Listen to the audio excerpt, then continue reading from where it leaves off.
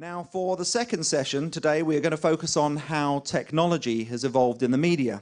In particular, the question of the first and second screen, and how we need to make the most of it to ensure that our sport has relevance in the modern era. Now, those of you who attended last year's forum will remember that we considered how social media has changed the way that we interact and engage with customers.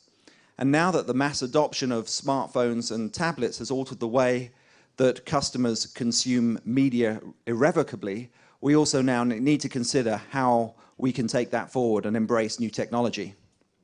I will start off this afternoon's session by highlighting some facts and figures around the second screen phenomenon and look at how this has already had a massive impact in the world of sport. I will then welcome Emmanuel Roussel, journalist and consultant, to the stage, who will show how racing is ideally placed to take advantage of this new opportunity. But first, for those who may not be familiar with the concept, what exactly is the second screen? Well, the majority of our daily interactions are now screen-based. Whether it's smartphone, laptop, tablet, or television, 90% of all of our media interactions are now screen-based. And the use of this technology is becoming increasingly integrated. And this is what second screen is all about.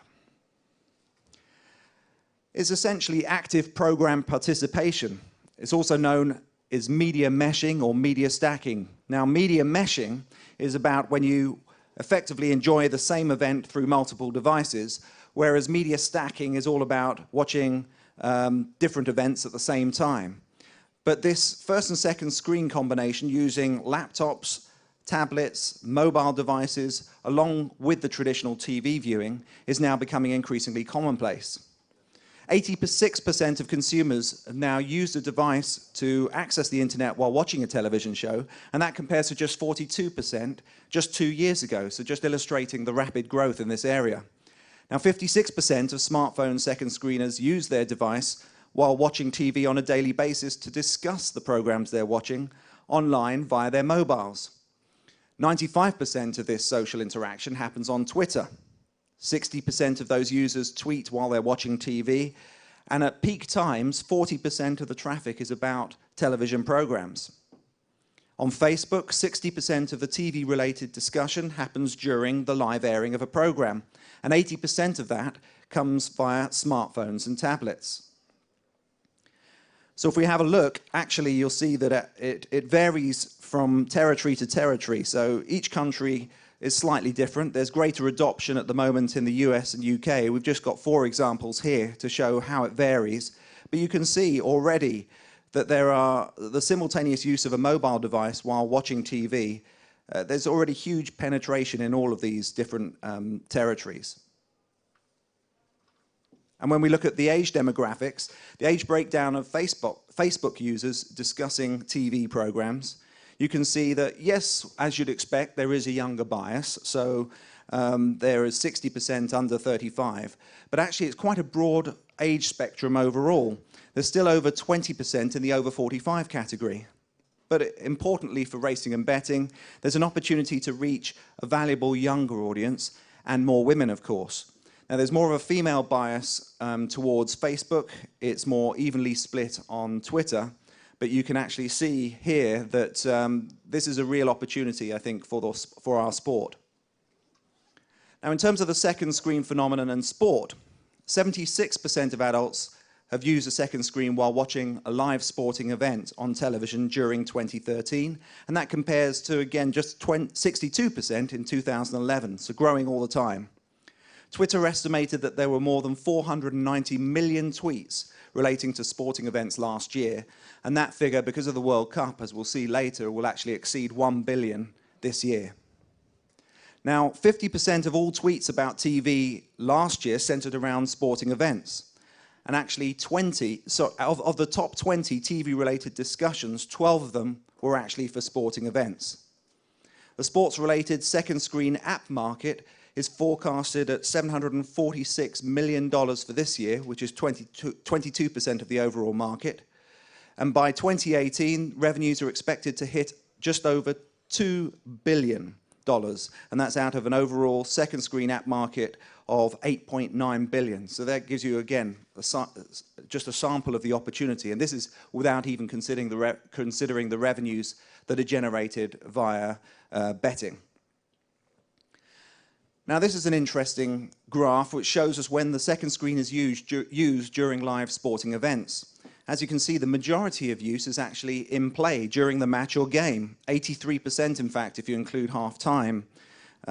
This really does emphasize how complementary media is now being used to enhance our enjoyment of live events. So only 11% is before the game starts, 6% once the match is finished, but actually people are using other media while they're watching live events. Sporting triumphs is actually the second most popular subject on Twitter after national news, and that's even more than world events. 43% of Twitter users state that they use social media to follow live sporting events, and 31% while watching other programs on TV. 46% use social media to find out the latest news about their sporting events that are taking place at the same time. So whether this is racing results or other football fixtures, people are using multiple devices to access and enhance their enjoyment of the sport overall. And 38% of adults were directed to tune into live sport on TV due to prompts from social media or online content. So you see it's actually driving traffic towards live TV, not taking away. And 46% of users believe that sporting news breaks first on Twitter. So actually people are now using social media as their personalized news feed according to their own individual interests. And 1 in 6 users have retweeted branded sports-related content. So again, it shows there is a real appetite for the information and communication from sports events organizers. This quote's quite interesting from Lewis Wilshire, who used to be the head of sport at Twitter. He's now the director of their media. But I think it neatly sums up what the second screen and sport is all about. When big events happen in the real world, they happen on Twitter, and nowhere is that truer than within sport. The platform gives athletes a voice, connecting them to fans, sponsors, journalists, and broadcasters. Twitter also allows fans to share their experiences. We see fans at games reporting back to those who couldn't attend, interacting with other fans live in venue, as well as fans at home interacting with other fans all around the world as they watch the action. It's an incredible, valuable way of connecting fans and audiences to the sports that they are passionate about. And this is really what it is all about. It's about creating a social community around our sport. And it's about enabling fans to engage with other fans to enhance their experience. Now, if we go back to the Olympics 2 years ago, you can see that Facebook had over 116 million posts and comments relating to London 2012, 12.2 million likes overall, while Twitter had over 150 million tweets about the Olympics and over the 16 days of competition. Now, they were impressive enough stats at the time. But now when we look at what happened this year with the World Cup, you see that actually there were 672 million tweets. That's a phenomenal number. It shows exactly how the second screen and social media has really exploded this year.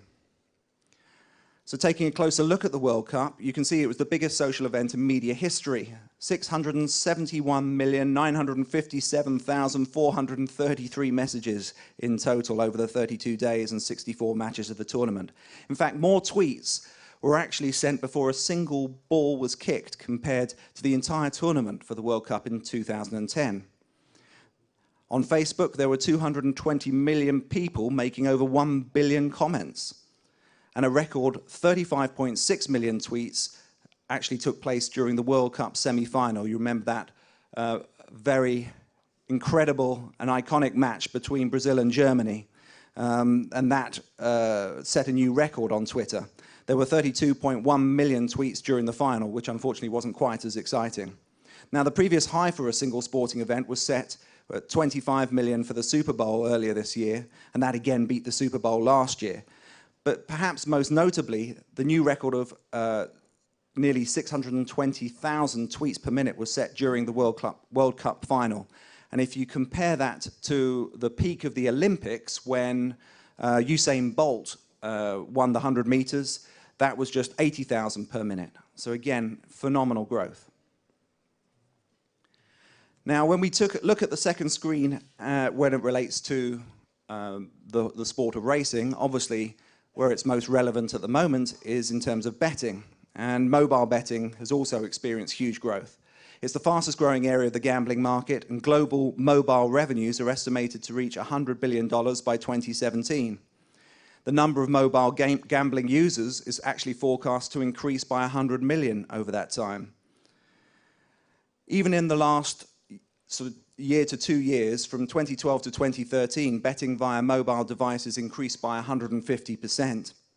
And while mobile revenue currently makes up only between 15 and 70% of the total gambling market, it's estimated to increase to 40% by 2018.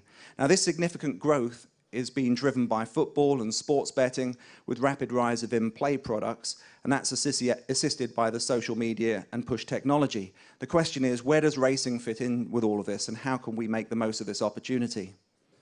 The majority of operators are now choosing bespoke apps over mobile sites too, and that has some clear benefits. It's a very powerful tool. Before any organization can monetize new users, they have to breed engagement in order to activate interest, and we heard all about this morning. Every user is different, and this needs to be reflected through personalized messaging. And the great advantage of app-based technology is you can use push messages and intuitive marketing to target the right messages to the right audience at the right time.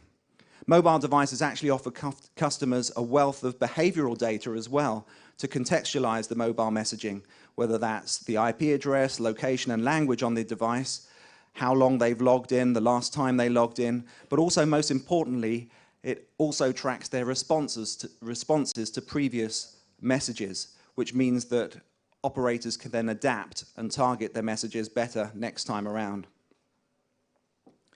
And this is all driven by the massive growth in the mobile market.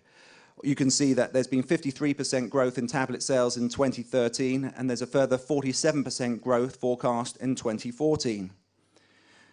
In terms of smartphone sales, there's 30% growth last year. It's forecast to increase by 20% this year to 1.2 billion. Now, that growth is slowing as the market matures. I mean, there's 80% penetration in territories like the UK and Hong Kong. But you can see that actually mobile devices have already overtaken desktop, and they're expected to accelerate past laptops very shortly. To give you some examples of some of the UK operators and how they have experienced the rapid growth in mobile betting, William Hill have reported that they experienced a 426% increase in revenue from mobile since the start of the football season back in 2011. Paddy Power reported that 51% of its sportsbook turnover last year was from mobile, up from 22% in 2011.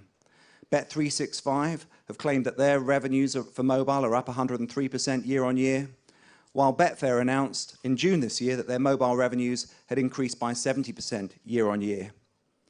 And when we go back to the World Cup, you'll see that BetVictor report that 70% of their World Cup bets were placed via mobile, while Coral stated that 61% of their bets were placed via the channel. It really is changing the way that we interact with live sporting events. And this kind of view that you see here is no longer an uncommon sight. So in summary, the second screen opportunity, it isn't killing traditional TV, it's actually enhancing it. There's more information, more statistics, more content, more interaction with other sporting fans and enthusiasts. Sporting fans want to communicate and engage in a dynamic way during live events. They want to feel involved in real time. And our job, therefore, is to add value through entertaining and inspirational content, enable instant interactions and seamless sharing through social networks. Now, this will require innovation from TV producers, broadcasters, advertisers, and of course, operators to monetize the act of social second screening during live shows. But racing and betting is ideally placed to take advantage of this. We have lots of access to alternative content, things like replays, different camera angles, unseen footage, interviews, latest news, facts and figures, statistics, trivia. All of these add value to the customer experience. The other ways that people are taking advantage through live updates during sporting events, breaking news first via social media, sharing unique content that's not available elsewhere in order to build a community with your fans and followers, creating conversations, having Q&A sessions with sporting stars is now commonplace in other sports, adding value to fans via prize draws or competitions, and importantly, making sure they had a fully integrated approach with all of your other marketing campaign activity and cross-promoting with the other channels on and offline. As we heard from the speakers this morning, it's important that we have that fully integrated approach. If I could just leave you with one thought, though, perhaps this is just a misnomer anyway.